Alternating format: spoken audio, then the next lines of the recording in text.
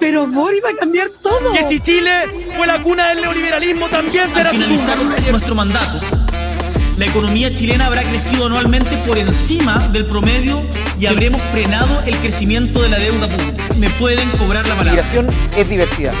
Migrar, además, es un derecho humano. Chile necesita una nueva ley que lo defienda. Terminar con el PAE y la creación de un nuevo sistema de financiamiento de la educación superior. Centros de detención ilegal que se está investigando, por cierto, y un caso de tortura.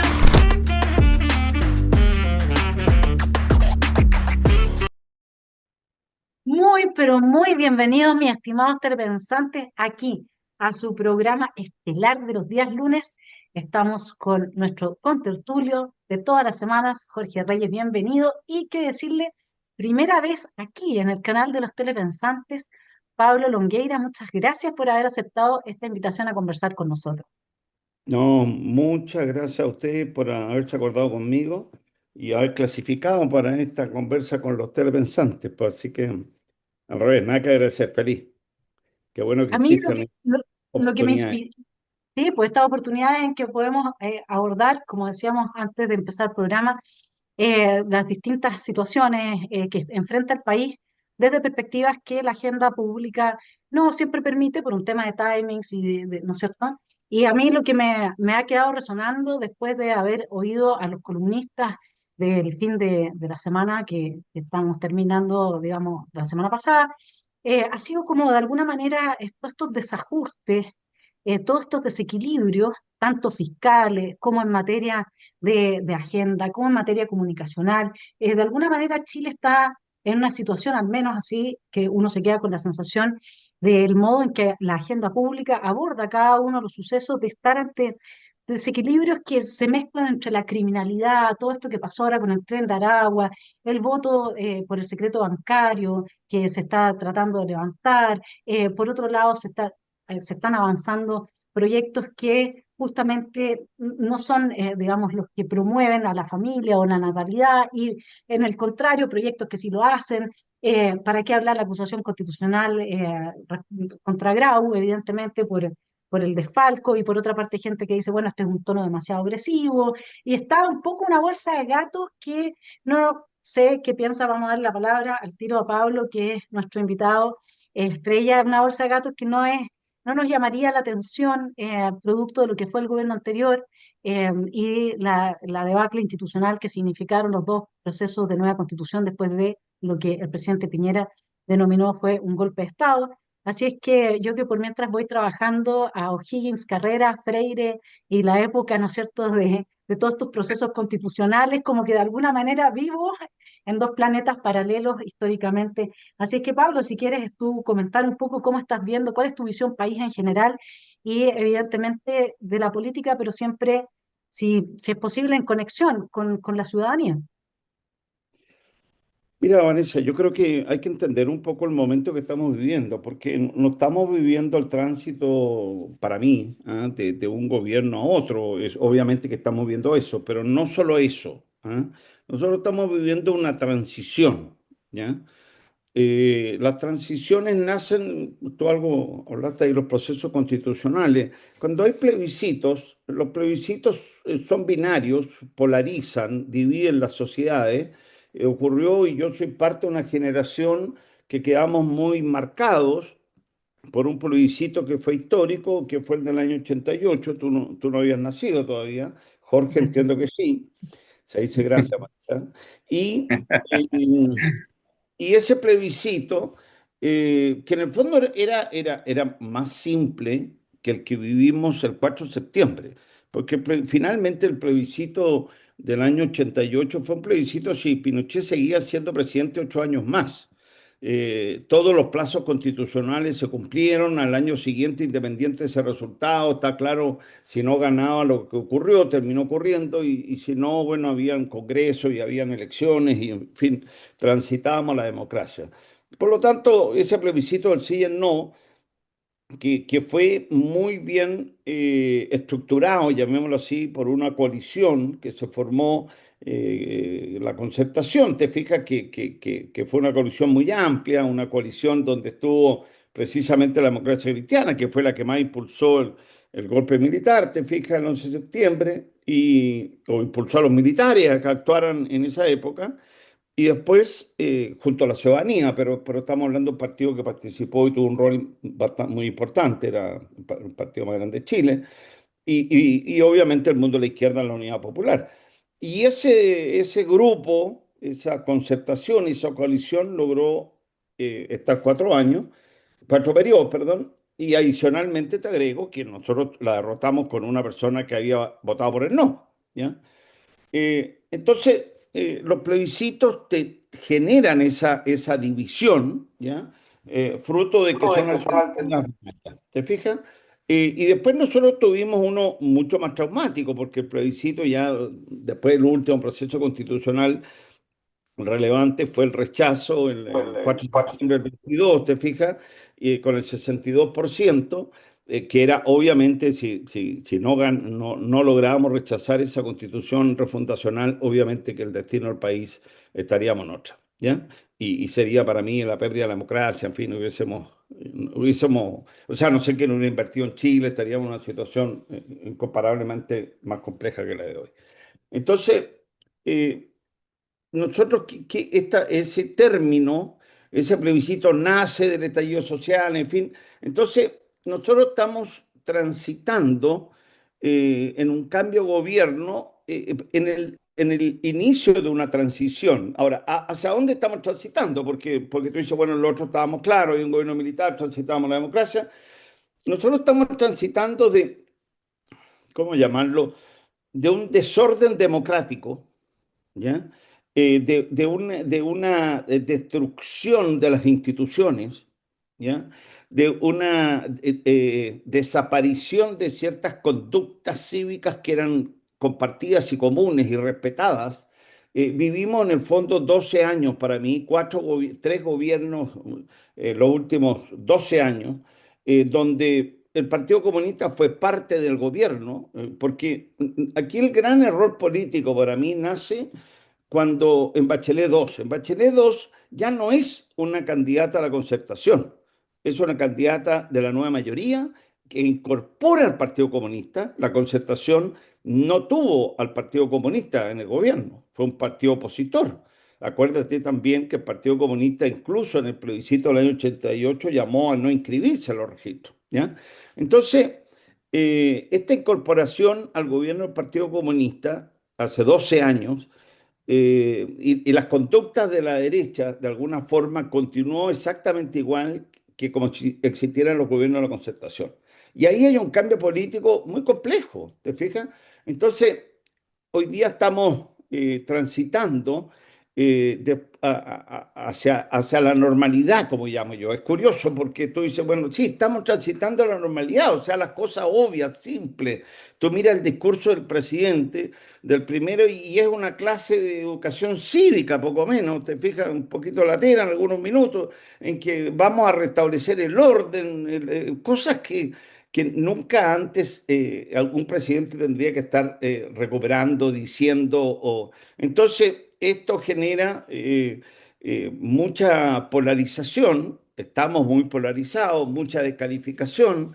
Entonces, finalmente hoy día todo es un rechazo, todos se oponen, no hay una capacidad para dialogar, para conversar, se oponen al proyecto de reconstrucción, se oponen todas las iniciativas que de alguna forma se plantean para volver a un mínimo orden y restaurar las arcas fiscales y las conductas de pago y muchas otras cosas que necesitamos ordenar en el país.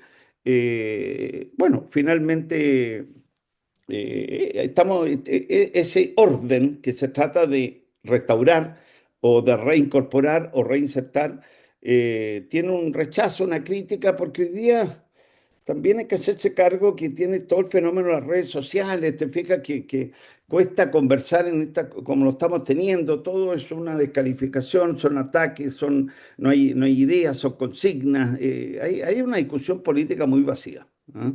Y estamos viendo esas consecuencias.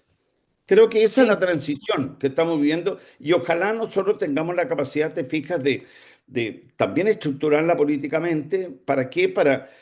para que no nos sigamos alternando cada 4 años. Si nosotros nos seguimos alternando cada 4 años y nos alternamos con la izquierda no democrática de nuevo, bueno, finalmente los países no progresan. Y por eso la razón principal por la que finalmente he querido volver es para contribuir con mi experiencia, en fin, ayudar a que hayan, ojalá, 2 o 3 gobiernos de esta coalición, porque de lo contrario creo que el país está expuesto al populismo, estamos expuestos a cualquier aventura que no sabemos el resultado.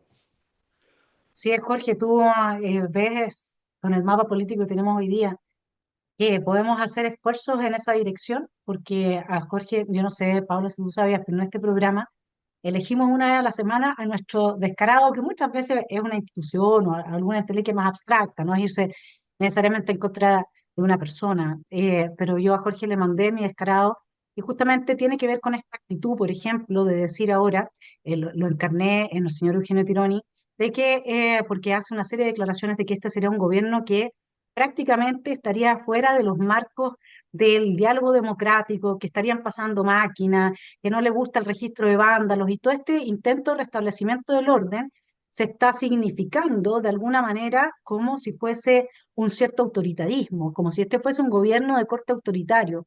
Lo dejo ahí, Jorge, para que puedas intervenir tú también. Oye, sí, mira, es que encuentro muy interesante lo que plantea Pablo. Yo, de verdad, lo primero que quiero decir es desclasificar un poco mis filiaciones y mis afectos. O sea, este invitado para mí es una persona muy especial. ¿Ah? Yo me formé, no solo profesionalmente, sino que yo llegué muy joven a asesorar ahí a un diputado en alguna época, eh, muy cercano a Pablo y que se incorpora a la UDI, nos incorporamos juntos a la UDI con Carlos Bombal. Y después seguimos un camino muy cercano. Yo me sentí siempre muy cercano a Pablo Longueira y a la impronta que él hizo. Entonces, mi gran pregunta era, bueno, ¿qué era lo que lo estaba motivando hoy día a Pablo Longueira a volver? ¿No es cierto?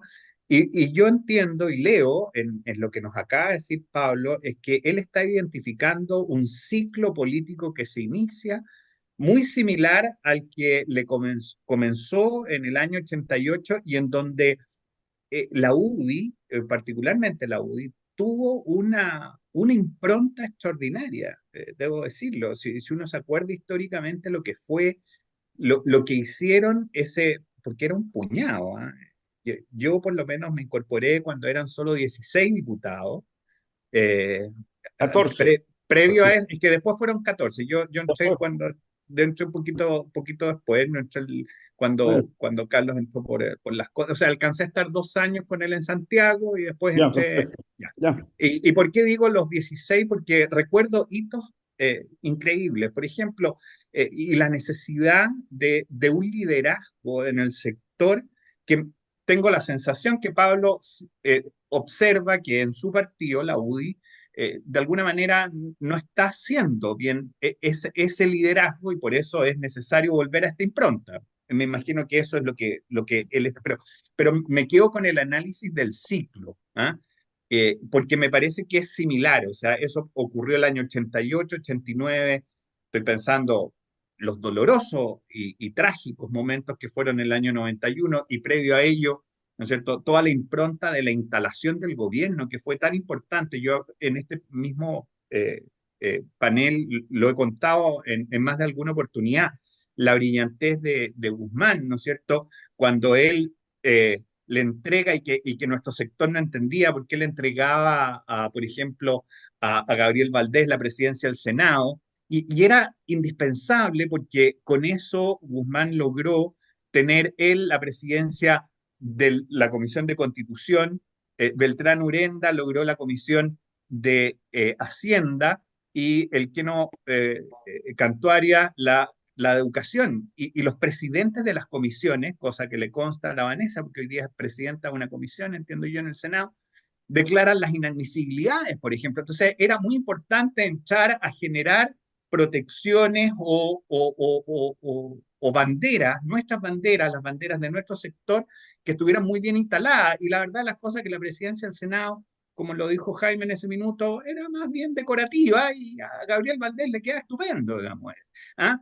Pero era esa visión, y después yo esa visión vi que esa aposta, entre otros, pero muy fundamentalmente lo toma Pablo, y hay momentos muy brillantes en eso, y creo que él está viendo que ese momento político está volviendo a ocurrir en un ciclo en Chile que me parece muy bien interpretado. Entonces, me gustaría un poco, si es posible, tú, Pablo, te opines qué pasó con la UDI, porque yo la conocí por dentro y yo la desconozco hoy día. Desconozco lo que está, en lo que está. ¿Ah? Eh, Me dio la sensación de una decadencia grande que le pasó a ese partido y bueno, de hecho, se escinde un partido republicano de ella, y después del republicano se cinde un libertario, y ese libertario se cinde particularmente por el segundo proceso constitucional, en que muchos sentimos, particularmente yo, te lo digo con toda sinceridad, yo me inscribo en el Nacional Libertario cuando no veo defensa a la estructura institucional que estaba en la Constitución y que venía con una veníamos de una decadencia espantosa, haber defendido el proceso constitucional y se entregaba de inmediato a otro proceso constitucional y lamentablemente no se supo ser una barrera contensiva, pero gracias a Dios el país volvió a entender que era una locura entrar en ese proceso, etcétera. Pero esa opinión, si quieres, prescíndela. Lo que interesa aquí es saber ¿qué ves tú? ¿Por qué? Porque yo entiendo y leo que tú estás viendo este ciclo nuevo, y en este ciclo nuevo me interesa saber qué papel quieres que juegue la UDI, qué quieres que retome la UDI, o a lo mejor hay algo nuevo, no sé. Eso. Y Mira, antes de Pablo, antes de responder, a mí me gustaría agregarle solamente un poco de Merquén, de Pebre, de Infundia, en el sentido de que este ciclo, desde la perspectiva de un cientista político, vendría en su estructura macro a ser lo inverso del ciclo político anterior, porque en el ciclo político anterior se entregó un país ordenado con una estructura institucional sólida, con muchas heridas y problemas que puedan haberse generado producto del quiebre institucional del 73 y de antes de ese quiebre. Pero ahora lo que nosotros recibimos, y que mismo Pablo lo describía, es como un poco tratar de volver al orden. En el caso del año 91, lo que se hizo fue recibir un país en orden, y eso también nos habla entonces de una situación más macro en la que el rol de un partido como la UDI tiene otro carácter, no sé cómo lo... mira, ninguna transición es comparable porque todas se dan en ciclos distintos, momentos distintos, liderazgos distintos. Nosotros nos tocó una transición que fue muy exitosa, todos los parámetros del país posterior, bueno, obviamente los cambios fundamentales se hicieron durante el gobierno militar y hubo la capacidad y el liderazgo para continuarlos, perfeccionarlos y hacer un proceso de un quiebre institucional a uno democrático. Y bueno, y ahí está, la historia lo juzgará, pero finalmente Chile se convirtió en un ejemplo y un país que fue capaz de reducir la pobreza. En fin, no necesito explayarme en eso porque trataron incluso de convencernos que estos fueron los 30 peores años de la historia del país. Entonces, la política, Vanessa, es una actividad muy compleja porque se puede vivir en un mundo no real.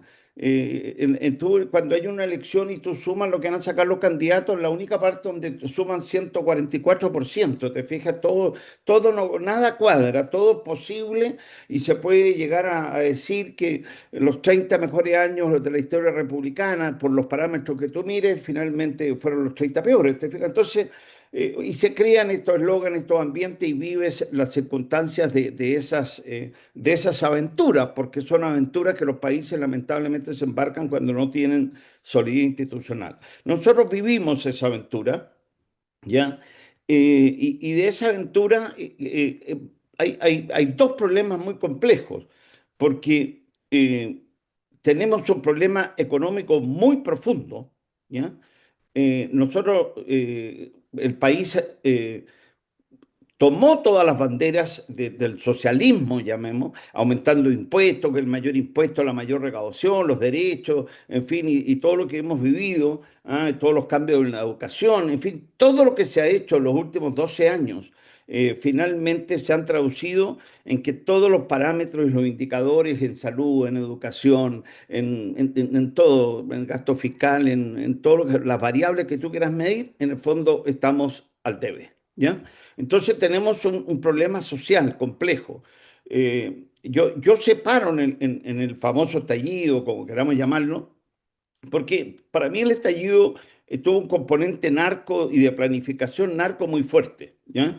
Yo estaba bastante, bueno, he estado alejado los últimos 12 años de la vida pública.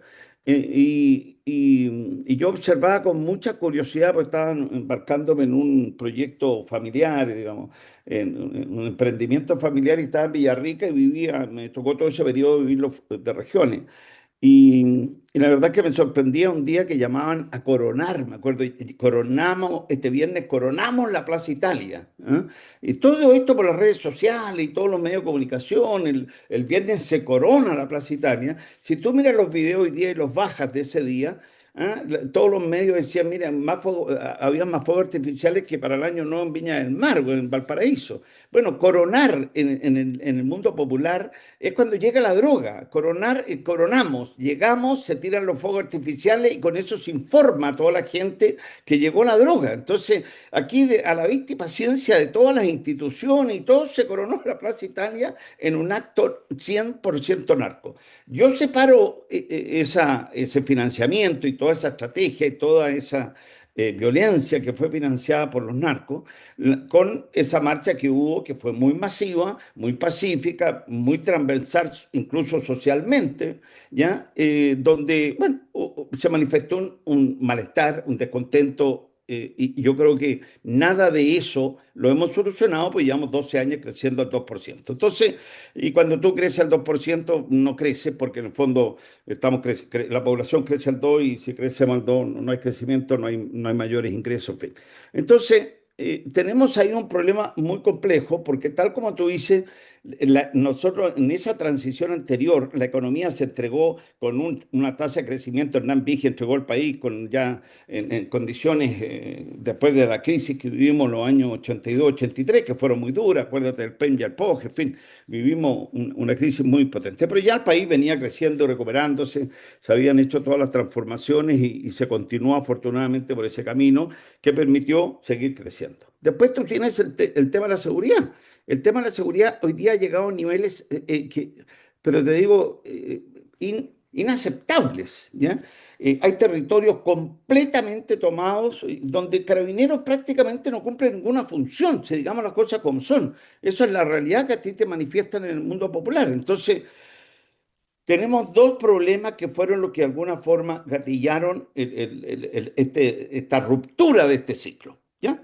Así es simple. Entonces, este plebiscito, que finalmente todo esto se iba a solucionar con una constitución refundacional, te fijas, bueno, afortunadamente el país despertó, y despertó precisamente desde el 4 de septiembre, y finalmente los últimos 3 años de Boric no pudo hacer nada porque no le resultó la transformación relevante. Entonces, en todo este periodo, Jorge, bueno, la UDI, como yo siempre lo he dicho, la verdad que te conozco hace muchos años y siempre tratamos de quitarle a Carlos Bombal este asesor que tenía, porque era de los mejores.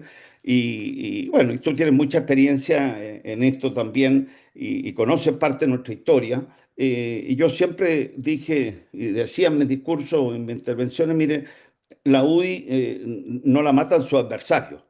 No mataron a Simón Giovine cuando nos mataron al primer mártir nuestro en el mundo popular, después nos asesinaron a Jaime. No nos matan, la UDI no la matan los adversarios, la UDI la mata la UDI, ¿ya? Entonces, ¿qué es lo que le ocurrió a la UDI?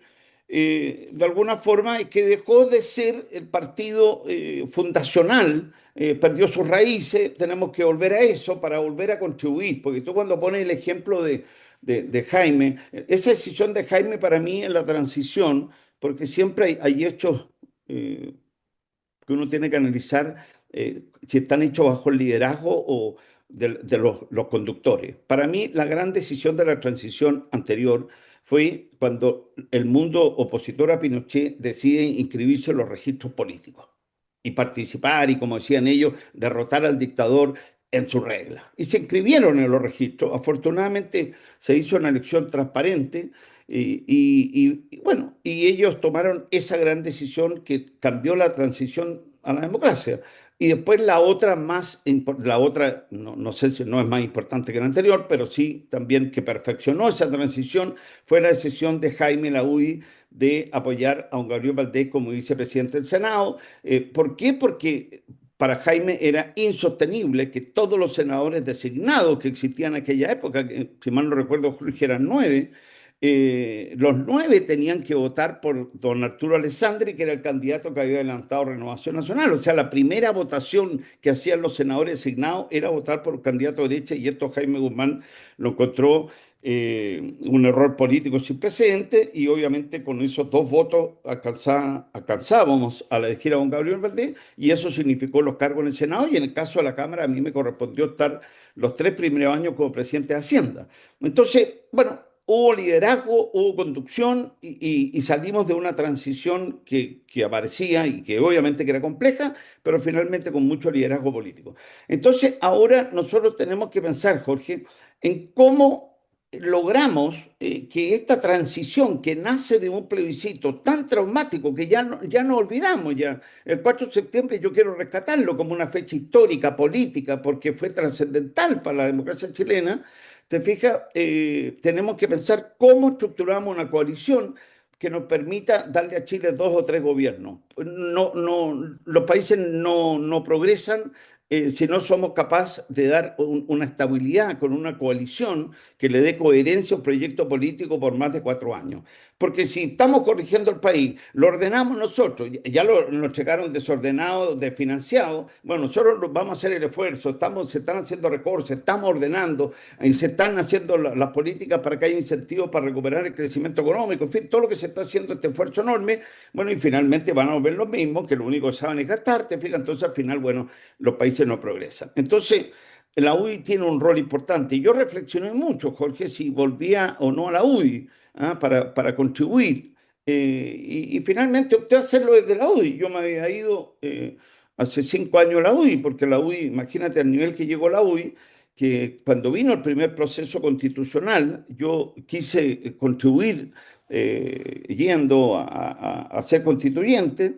En el primero estoy hablando, y bueno, la UDI no inscribió mi candidatura, hubo un comité electoral que dijo, no, Pablo no va a ser candidato. O sea, imagínate a lo que se llegó. Bueno, obviamente yo no puedo hacer, quiero que haga un partido que me pida a mí servir a mi país, y para mí era un tremendo sacrificio venir a esa convención, pero estimé a esta altura de mi vida que podía contribuir, llamé a mucha gente, si era útil que yo fuera, todos me grupieron diciendo obviamente que sí. Pues, bueno, al final me embarqué en eso, imagínate, y la UDI decide 2 días antes que se cerraron las listas que no iba a ser candidato. Entonces, al final, ¿qué es lo que ocurre?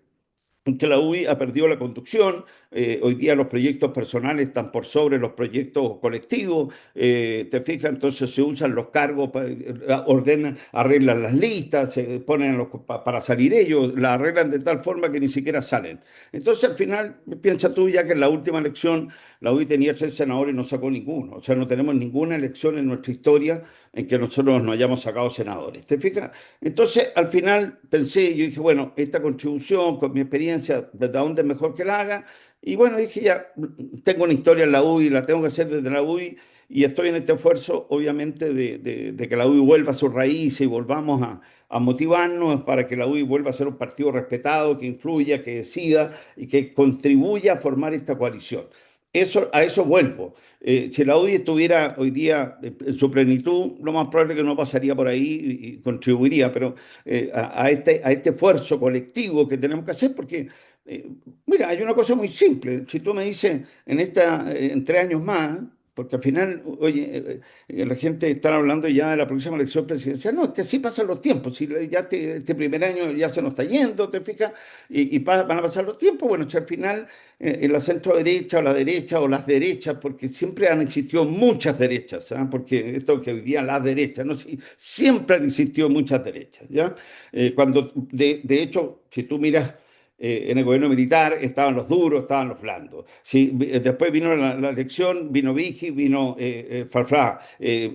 Sí, hay expresiones de la derecha que finalmente nunca, la derecha siempre se ha unido en un solo partido cuando está destruida, como fue el caso ya del Partido Nacional, que en la última elección de la Unidad Popular ni siquiera un tercio, ni siquiera un 25%, un cuarto sacó el 22%, en la última elección del año 73. Entonces, finalmente, mantener una derecha vigorosa en Chile ha sido un esfuerzo titánico durante todo este periodo, te fijas, de una diversidad de derechas expresadas en Renovación, la U en su momento, tuvimos un muy buen momento que ayudó mucho, que fue el sistema binominal, te fijas que ayudó a tener una buena coalición de gobierno y una buena coalición de oposición, en fin. Bueno, hoy día estamos en un multipartidismo, te fijas, con un debilitamiento de los partidos enorme, y cada uno vota como quiere. Tú fíjate, Jorge, dijiste que te fuiste para el proceso. Bueno, cuando vino el primer 10%, yo estaba en Villarrica y escribí una carta que los de la UDI voten como quieran, los senadores,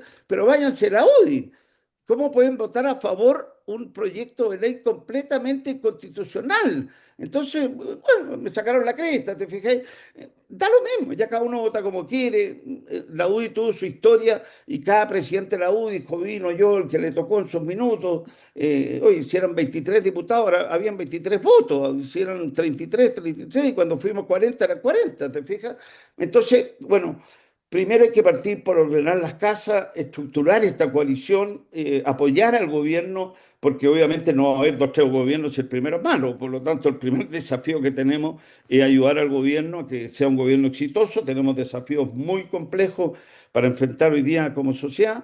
Y bueno, y para eso se requiere una UDI fuerte, una UDI que vuelva a sus raíces. Quiero definirla solo así porque toda la gente que me pueda estar escuchando, mira, no hay ningún partido que haya repartido más gente a los partidos políticos que la UDI, no existe. Hoy día la bancada más grande, pues Vanessa, tú estás ahí, en el Senado son ex-UDI y lo mismo en la Cámara de Diputados, son ex-UDI que están en distintos partidos políticos y bueno, piensa tú que yo lo he dicho en alguna ocasión en la última elección presidencial, incluido tu hermano, que estaba en la juventud de la UDI, ¿ah? Y la señora fue candidata nuestra a concejal. Bueno, la Evelyn era la UDI, José Antonio era la UDI, Johannes Kaiser era la UDI. Bueno, entonces tú al final, tú dices, bueno, ¿qué reflexión ha hecho la UDI? Para decir, bueno, ¿qué es lo que ha pasado para que la gente se vaya a la UDI? No ha habido nunca una conversación ni una reflexión. Yo estoy en ese proceso interno porque creo que si tú no haces una autocrítica o tú no piensas por qué te ha pasado o por qué no está pasando esto, bueno, finalmente vas a ser un partido en extinción, porque hoy día hay muchos partidos que viven de su historia y no son más que un timbre y una estampilla. Hay varios de esos. ¿Ah? Entonces, al final es el esfuerzo que tenemos que hacer todos, por precisamente entender, Jorge, que estamos en una transición. Entonces tú en las transiciones puedes construir estas coaliciones, puedes, porque tuviste un desafío común, que lo sacaste adelante común y que es un desafío en que el 62% te respaldó. Entonces, esa diversidad, perdona, y quiero terminar con esto diciendo que no basta que tú nombres ministros de distintas carteras y pongas ministros en esta diversidad que hubo. Eso no es coalición. Si alguno cree que, bueno, para mí no. Cuando yo hablo de una coalición, es que nos juntemos, hay una casa común, hay un secretario ejecutivo, se converse, se discuta, se mantenga esta diversidad política, nos respetemos y tenemos un proyecto común que es tener dos o tres gobiernos en conjunto. La democracia cristiana y el mundo de la izquierda, bueno, tuvo la capacidad incluso de tener dos presidentes demócratas cristianos, después tuvo dos socialistas, o sea, hubo ahí una experiencia política, ha sido la única vez en nuestra historia republicana que hemos tenido de una coalición cuatro gobiernos seguidos. Entonces, bueno, aprendamos un poco de esa experiencia y repliquémosla en nuestro mundo, que yo sé que es diferente, es distinto, es complejo, pero bueno, por lo menos a ese esfuerzo quiero contribuir, ¿no? Yo creo que estamos bastante de acuerdo en varios aspectos del diagnóstico. Cuando uno le sigue la huella a la gente que estaba en el gobierno, desde el expresidente Gabriel Boric hasta Camila Vallejo, qué sé yo, andan dando giras, andan en giras internacionales como anunciando que ellos son los que vuelven al poder, digamos, ¿no? Que son suficientemente jóvenes como para postularse varias veces tenemos un resultado de Jara con un 41-42%, o sea, una candidata comunista en nuestro país, o sea, que es comunista y que logra aglutinar sobre el 40% del votante. No es algo menor si a eso se le suma que el brazo derecho, hablaste, Pablo, de los proyectos populistas, el brazo derecho de Parisi es una ex comunista que tuvo entrenamiento en Libia según un artículo ex ante, ¿no es cierto?, por Gaddafi, muy cercano al Frente Patriótico Manuel Rodríguez, etcétera. Entonces, ahí uno no, los lineamientos, justamente el populismo tiene eso, ¿no? Como falta de estructura, como esta permeabilidad y por lo tanto la posibilidad de atraparlo todo, desde gente pinochetista en un partido hasta gente, digamos, comunista. Ahora, en ese contexto me gustaría saber cómo ves tú al gobierno en esta primera instalación, este primer tiempo. Nosotros sabemos los desafíos, ¿no es cierto?, ahora con este crédito que se quiere tomar, una deuda de sobre 6.000 millones de dólares, eh, y qué viabilidad uno puede proyectar, siendo que más encima la situación en la que dices en que no es precisamente una coalición de gobierno la que hay, ¿sí? Y que por lo tanto ahí, si te entendí bien, hay una intuición tuya de que habría una fragilidad un poco más de fondo en esta manera de haberse compuesto este gobierno. Mira, Vanessa, la verdad que en esta conversa lo voy a hacer, ¿ah? Pero la evito porque en general, lamentablemente, eh, cuando yo hago una crítica, la hago en el sentido para que cambien las cosas. ¿Ah? No ayudado, yo fui una persona que me motivó a ayudar a todos los gobiernos. Para mí los países progresan cuando a los gobiernos les va bien. ¿Ah? Y esa fue una motivación de mi vocación de servicio público y obviamente en un gobierno como el mío con mayor razón lo hago.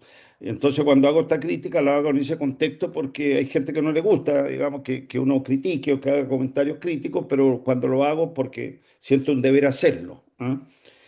Para mí la instalación del gobierno me pareció que ya habían inicialmente muchos errores y muchas señales. ¿Ah? Y lo dije en una frase que la pensé, porque tú entenderás que cuando yo digo, mire, aquí van a haber ministro de yogur, bueno, no se me ocurrió ahí, pues, bueno, no soy, tengo un dedo frente para saber perfectamente el efecto que va a tener que yo diga una cosa así, pero a esa altura era evidente que habían déficits en la instalación muy grandes que afortunadamente se corrigieron. Ya lamentablemente después, claro, todos los chats decían Longueira tenía razón, pero me da lo mismo, porque no digo las cosas para tener o no razón, las digo porque creo que hay que decirlas y decirlas en los momentos oportunos. Porque, mira, Vanessa, el mayor problema en la política, o no el mayor problema, pero el mayor momento en la política en que tú tienes poder, ¿ya?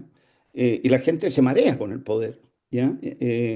Es cuando tú instalas un gobierno, porque instalar un gobierno, piensa tú, o sea, tú instalas 3.000 cargos, o sea, para llegar a tener en el mundo privado una empresa de 3.000, bueno, muy pocos lo logran, ¿ah? Y si lo llegas a lograr, lo lograrás en 20 o 30 años, no tengo idea. Ah, yo obviamente he estado muy lejos de lograr eso. Entonces, finalmente, ese poder, te fijas, lo tiene un grupo de personas muy reducido, ¿ya? Y dentro de esos nombramientos tienen por de pronto ministro, entonces la cantidad de personas que se habían arqueado con el terno azul, bueno, son muchos, te fijas, tienes cargo de embajadores, o sea, tiene glamour esta empresa o esta distribución de cargos que tú estás haciendo, más un conjunto de cargos a lo largo de todo Chile. Entonces, ese proceso es un proceso que es complejo, que lo tienes que hacer bien, que esta es la tercera instalación de un gobierno de derecha, por lo tanto, uno esperaba que algunos o varios de los errores que se cometieron se podrían haber evitado. Dicho todo esto,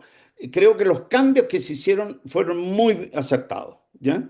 Yo siempre planteé y siempre argumenté que yo hubiese eliminado cuando se creó el Ministerio de Seguridad, paralelamente en ese mismo proyecto de ley, yo hubiera eliminado la CGGOV como ministerio y lo hubiera anexado al Ministerio Interior. Por lo tanto, soy absolutamente partidario de que exista un ministro interior, ahí está el vocero, está el subsecretario, está el presidente, están los ministros, aquí las vocerías de un gobierno, yo fui ministro, todo el vocero en economía era yo y tenía que entender, por Porque, ¿cuál es el problema en la instalación de este gobierno también? Pues, Vanessa, que al final trajeron como 17 ministros que vienen del mundo privado, y en el mundo privado tú no tienes que estar difundiendo lo que tú haces todos los días, pues tú produces cosas o prestas servicios. No, en la política tú tienes que estar diariamente haciendo cosas y adicionalmente tienes que difundirlas porque te debes a la ciudadanía y tienes que estar informando a la ciudadanía lo que tú estás haciendo. Votaron por ti, hay ciertos compromisos que tú te cumplís. Entonces, tú tienes,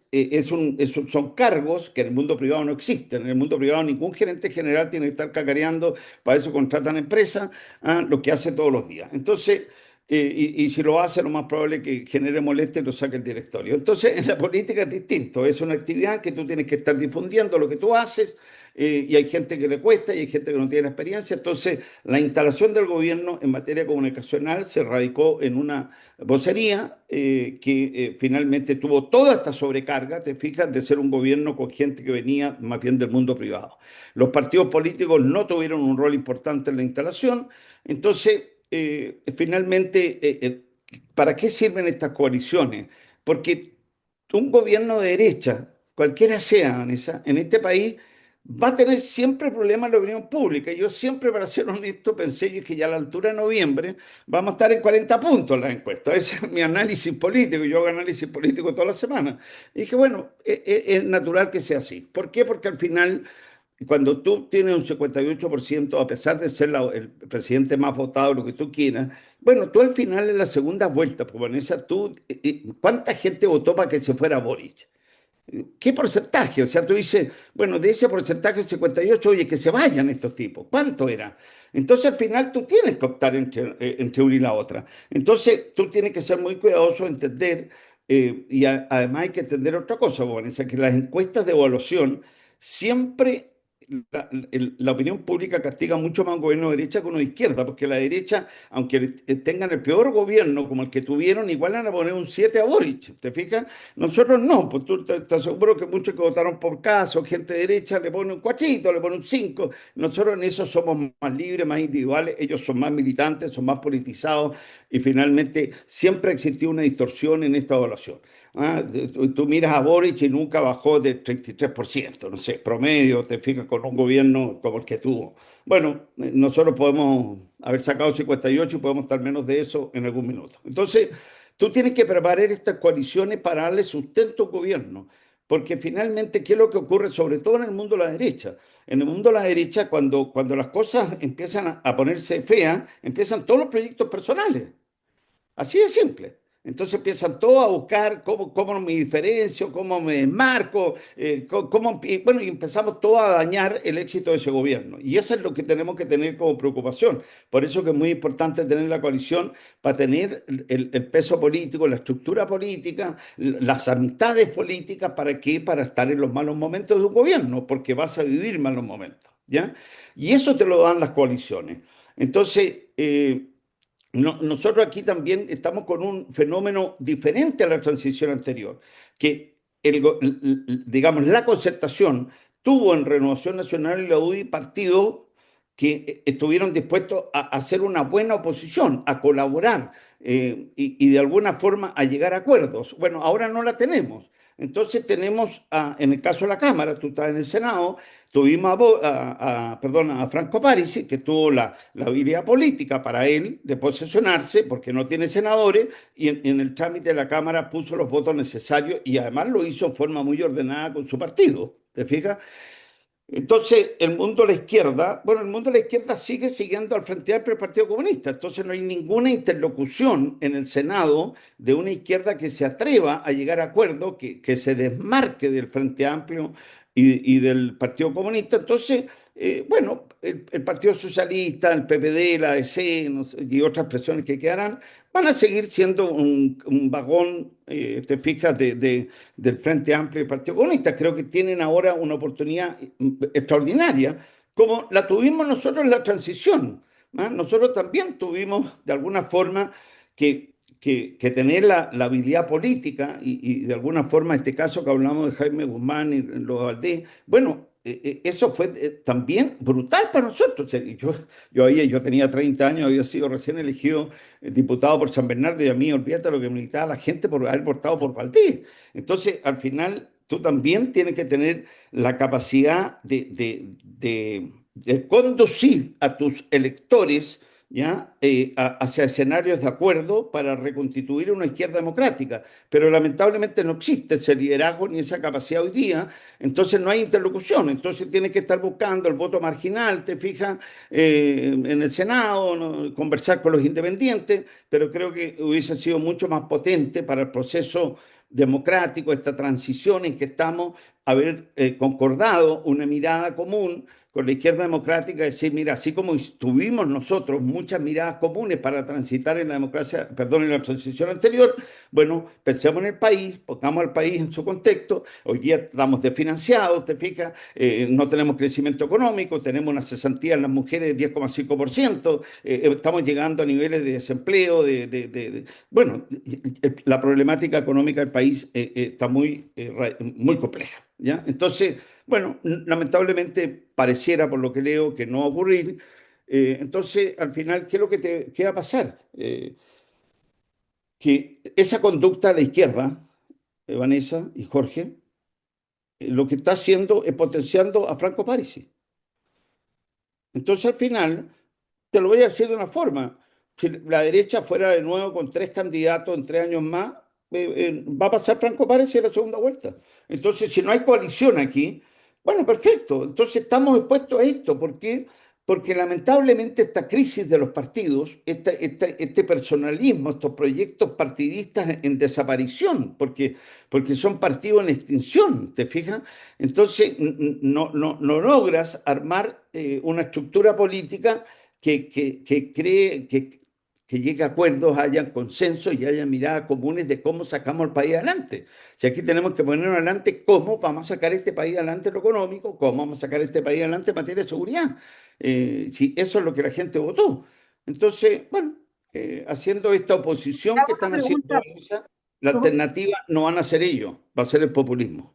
Yo estoy de acuerdo con eso, pero una pregunta, cuando uno ve de alguna manera el cruce que hubo entre los sectores más criminales durante el, a mi juicio, mal llamado estallido, para Sergio Mico también fue un intento de golpe de Estado, y ciertos sectores de extrema izquierda. No, no un intento, Vanessa, fue un golpe de Estado, perdóname. Si es que digamos las cosas como son. Aquí se trató de votar a un presidente elegido democráticamente por la vía violenta y después por la vía institucional.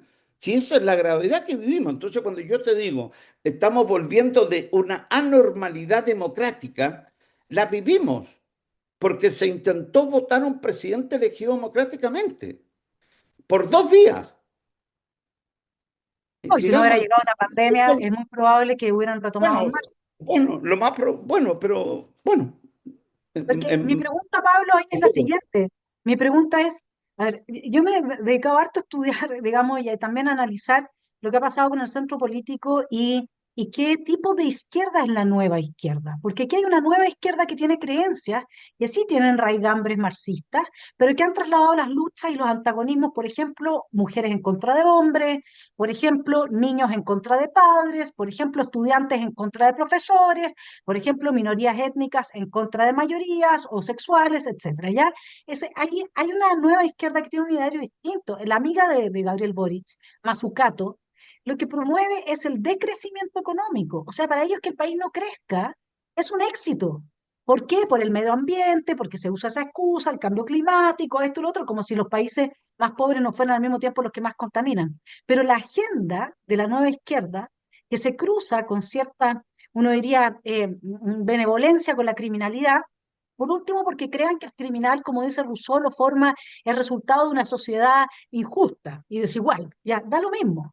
Pero el punto es que hay una benevolencia y a veces incluso hay ciertas redes, ¿no es cierto? Como lo vimos en el caso del Partido Comunista con la FARC, en el computador de Raúl Reyes, donde ahí estaba claramente, digamos, establecida esa red con la FARC, digamos, ¿no es cierto? Entonces, yo me pregunto, ¿cuánto queda de una izquierda a la cual se pueda dialogar realmente? A la cual se pueda invitar a ser parte de un proyecto de recuperación de Chile, si es que esa izquierda ha sido fagocitada por una nueva izquierda cuyo proyecto es de crecer, cuyo proyecto es, ¿qué es lo que dijo De Polo apenas salió electo Boric? Le vamos a introducir inestabilidad al país.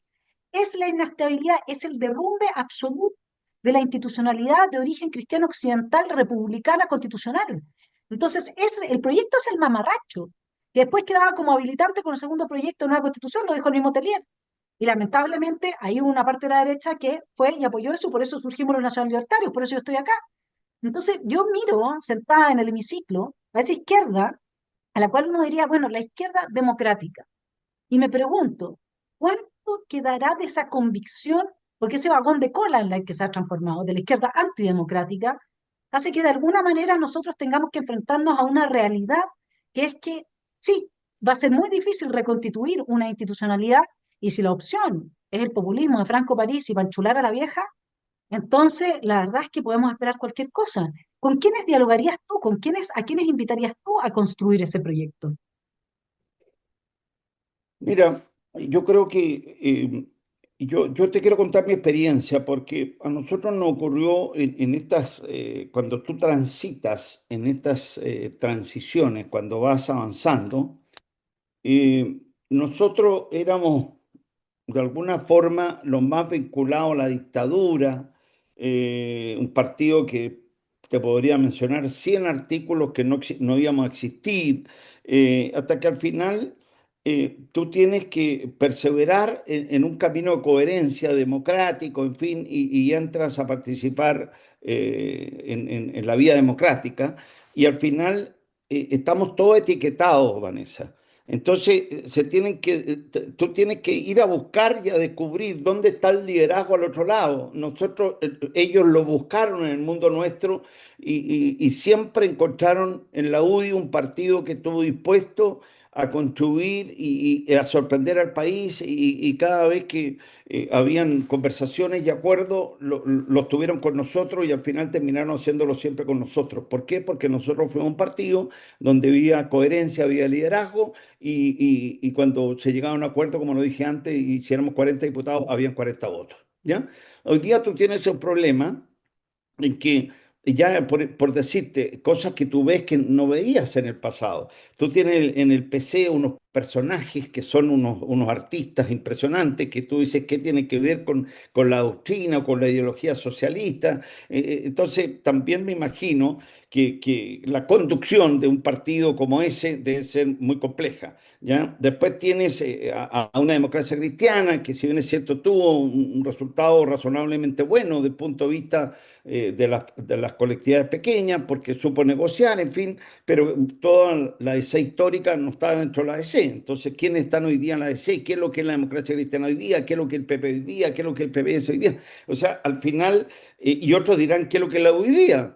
También agrego en el análisis que todas esas reflexiones estamos transitando con una crisis partidista muy profunda. Entonces, tú me dices, ¿con quiénes? Bueno, hay una cosa que está clara. Una cosa es lo que a nosotros nos gusta y la otra es lo que decía la ciudadanía. Lo que tú describes para mí no es la nueva izquierda, está bien, hay nuevas banderas de la izquierda, efectivamente, pero si esto partió en Bachelet 1 con la retroexcavadora, si no nos olvidemos, después vino hay que crecer y después vinieron una serie de consignas más, pero ahí ya nos prendieron la luz roja como diciendo, mire, ahora señores, esa fue la primera señal de decir, señores, ya no somos la concertación, o sea, tuvimos 4 gobiernos, pero ahora venimos con la retroexcavadora, ¿te fijas? Y ahí partió esta destrucción del país. Para mí, ahí empieza a decaer el país, después vino Piñera 2 y todo lo que vivimos y después Boric. Entonces, a pesar de los esfuerzos que se pueden haber hecho, pero finalmente tú lo que tienes que hacer es siempre intentar buscar esos acuerdos. Tú tienes que tener interlocución. Tú cuando estás en el gobierno, al gobierno se le hace muy complejo. Todos creo que valoraríamos que este acuerdo en lo sustancial tuviera un acuerdo más mayoritario en el Senado. ¿Ya? ¿Por qué? Porque finalmente tampoco es una buena señal económica, vos, Vanessa, al país conseguir por un voto estas reformas para que la gente diga, mire, si 4 años más, si tenemos mayoría, lo vamos a revertir. Entonces, al final, la certeza, la seguridad de las políticas públicas tienen que salir, ojalá, con el mayor consenso posible, y eso tú tienes que buscar, tienes que contribuir a crearlo al otro lado. ¿Te fijas? Entonces, yo creo que ya está complejo. Lamentablemente no hay liderazgos de la envergadura que hubieron en el pasado como para que alguien se atreva a decir, mire señores, como fue Guzmán, como fuimos nosotros, ordenaditos, así, bueno, un poco no voy a compararlos, pero son hechos políticos que estamos haciendo un análisis político. Lo que hizo Franco Parisi en la Cámara tuvo un efecto político impresionante. Para mí lo más impresionante incluso es que hayan sido ordenaditos, porque como dices tú, ahí no son los tres iguales, ¿cierto? Entonces, eso tiene un valor político, que la ciudadanía lo recibe. Entonces, ojalá la izquierda en este trámite tenga la capacidad de negociar o de decir, ya, mira, en lo medular vamos a poner los votos porque queremos ver si lo que ustedes están planteando tiene receta, porque además hay una cosa que es importante, porque haremos un escándalo con esta disminución de impuestos, porque si los cuatro gobiernos de la concertación el impuesto corporativo a la compañía era la mitad de lo que está hoy día o lo que se está proponiendo. Así que lo que se está proponiendo no es un proyecto refundacional como pretenden hacerlo. Estamos proponiendo ni siquiera bajar a lo que tuvo los gobiernos de la concertación, que fueron muy exitosos en materia de crecimiento económico.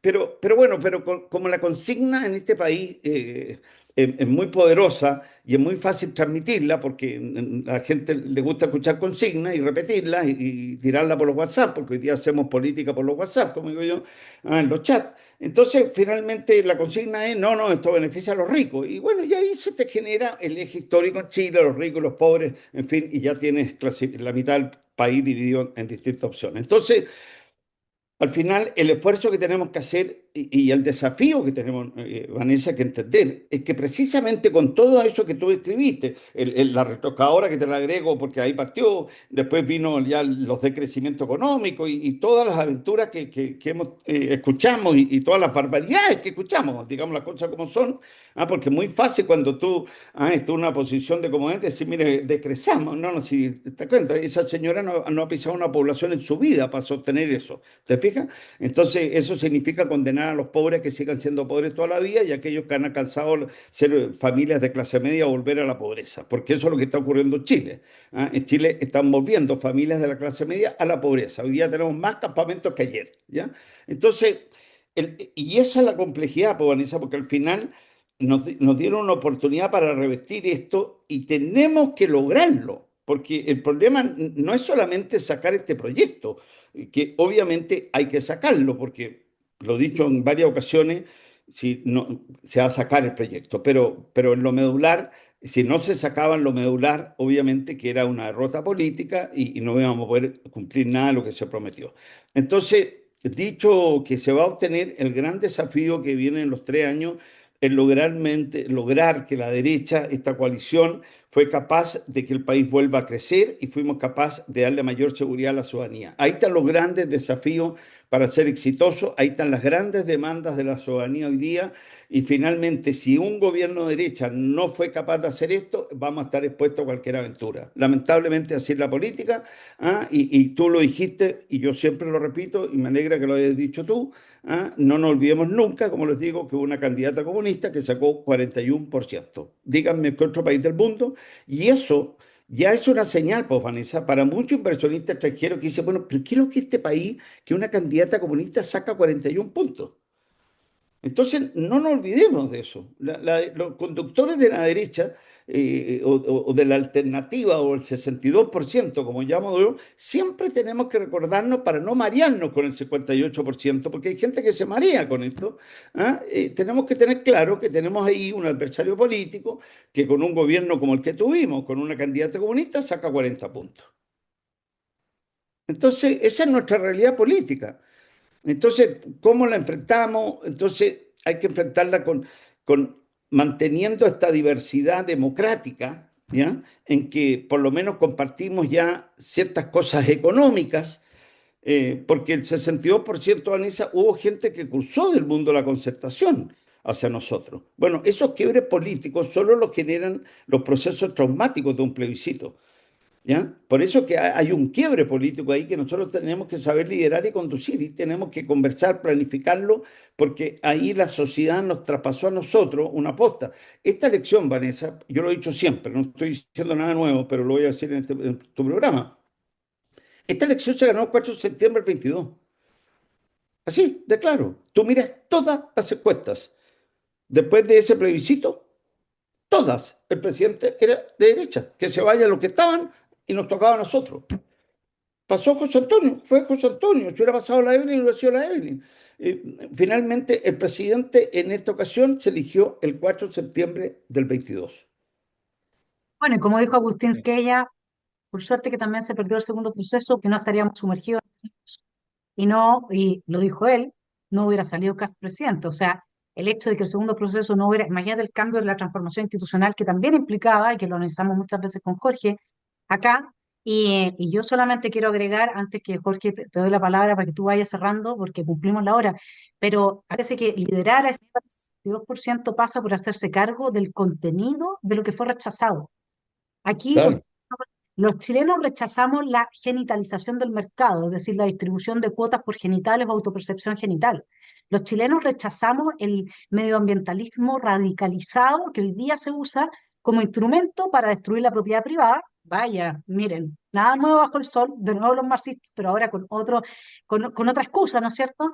Y para frenar el desarrollo económico del país, desestabilizarlo, generar estas crisis y tomarse el poder e instalarse como lo quisieron hacer para el 18 de octubre. Entonces, si nosotros, como derecha, no empezamos a darnos cuenta que hay muchos proyectos que se avanzan, que los chilenos ya rechazaron, no solo el primero, también estaban en parte en el segundo proyecto de nueva constitución, entonces no tenemos cohesión ideológica.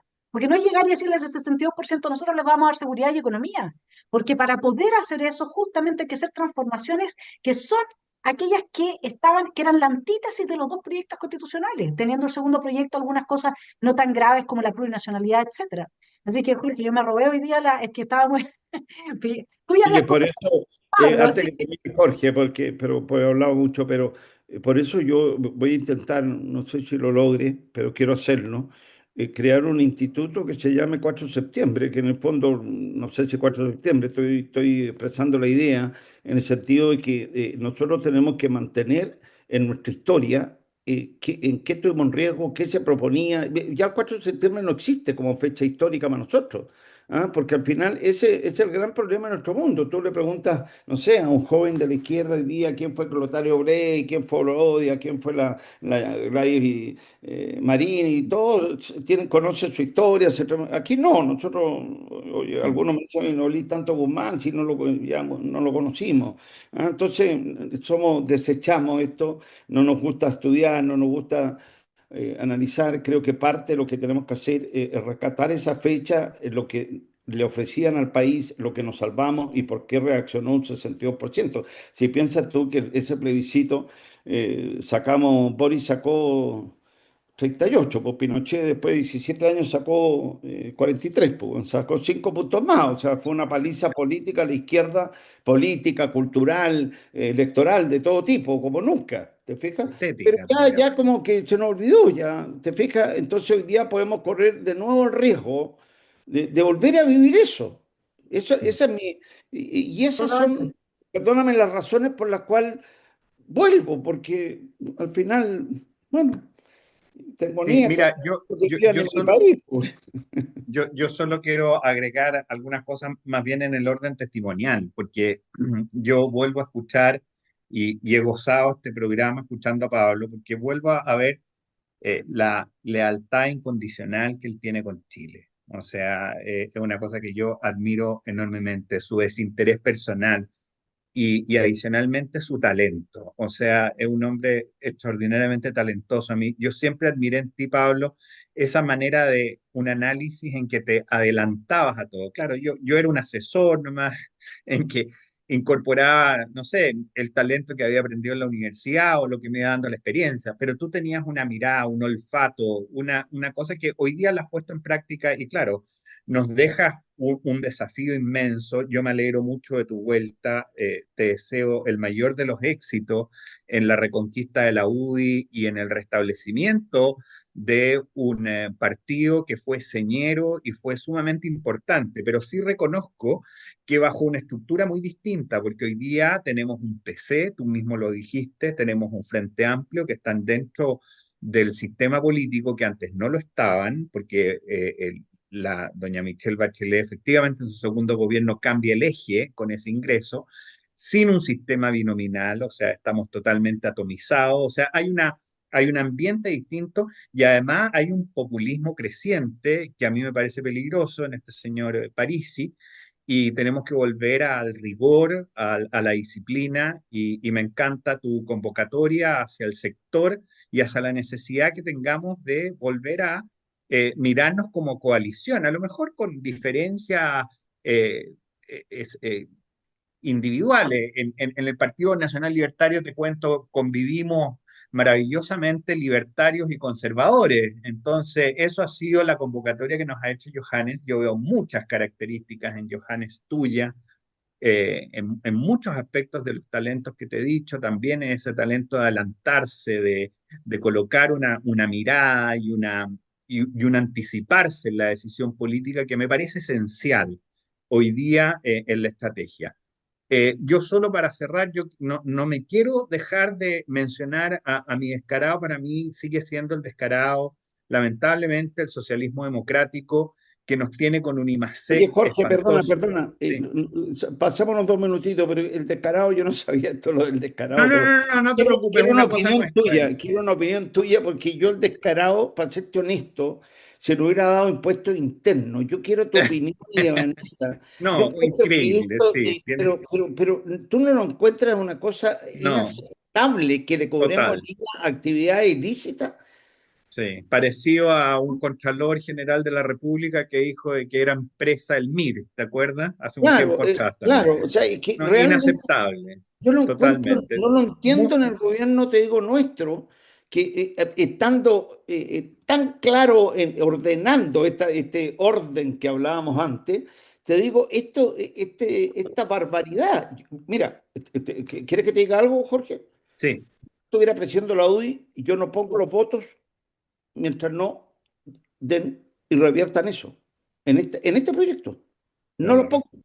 No lo pongo. Y ojalá los senadores de la UDI, antes de poner los votos, que tenemos que ponerlos, señores, primero revocan lo que ha hecho el puesto interno. Esto es inaceptable para mí. Un, un muy buen descarado, lo comparto. Yo sigo así insistiendo porque para mí el problema del IMASEC, el desempleo, en la debacle en la que estamos económicamente. Recomiendo leer una columna de Leonardo Suárez del 5 de junio en el Mercurio, salió, Muy en bueno. que habla un problema de estructura del gasto, un gran economista, un gran profesional, y lo hace de manera muy didáctica, en que estamos con un problema en la estructura del gasto muy grave. Y si no asumimos que este proyecto va en el camino correcto, yo creo que falta mucho en incentivar muchos aspectos en el mismo proyecto. Y espero que vengan muchos más sobre el particular. Pero no puedo entender que alguien como la gente del socialismo democrático, que tuvo en el pasado gobiernos exitosos y que supieron entender por dónde iba la cosa, que hoy día se nieguen a entender que el problema es este, hoy día radical, la seguridad y la economía, y tenemos que abocarnos a ello. Entonces, por eso mi descarado es ese, pero comparto mucho lo que tú dices, me parece inaceptable lo que hace el Servicio de Impuestos Internos. Vanessa. Bueno, nos pasamos 10 minutos, solamente cerrar, Oye, agradecer, eh, gracias por las expresiones, Jorge, y las tuyas. La verdad que ha sido muy grata la conversación. Así que que ha sido no. muy interesante también. Yo creo que aquí yo le voy a compartir a los colegas del Senado esta entrevista, así es que también para que la puedan ver. Cuando armes el instituto el 4 de septiembre, maravilloso, porque va a ser el primer gesto para capitalizar ese triunfo que se nos fue entre los dedos gracias a que no No, pero respetaron el Vanessa, esto es artículo. una tarea de todos nosotros, no de la UDI. Es de Por todos supuesto, de nosotros, todos nosotros. ¿no? Pero por eso es que los triunfos políticos la derecha tiene que aprender a capitalizarlos, no hay que pasarse después por el aro los artículos como el 142 y abrir un nuevo proceso constituyente, porque eso diluyó todo el triunfo, evidentemente. Y aquí, Así fue. y aquí es fundamental que eso se entienda, y yo solamente siempre me cabe la duda de si el tejado de vidrio no juega un rol político mucho mayor, sobre todo que yo que estudié muy bien el año 2019, ahí hubo varias denuncias sobre la aparición de narcopolítica. Les estoy hablando de denuncias que hizo Cecilia Pérez, que hizo Carlos Montes, que hizo Maite Orsini, todos hablando de que el narco había llegado a la política. Y como siempre dice el comentarista Tomás Mochetti, mientras no se hagan los test de droga, etcétera, etcétera, tampoco vamos a saber, hay una parte de la realidad que se nos podría eventualmente estar escapando, por eso es muy bueno que ese proyecto ya está, fue votado la idea general de legislar en el Senado, y yo felicito ahí a todos los que votaron, bueno, yo también di mi voto obviamente a favor, y ojalá sea lo más draconiano posible, con las penas lo más draconianas posibles para que empecemos a poner en orden de verdad, y lo del servicio de impuestos internos ya es como, no, no. Eso, yo estoy totalmente de acuerdo con Pablo, francamente es impresentable para un gobierno como este. Así que como me gusta quedarme con la última palabra porque tengo alguna tendencia tiránica, les mando un abrazo, muchas gracias por esta excelente conversación y que tengan muy buena semana. Igualmente, un abrazo. Chao.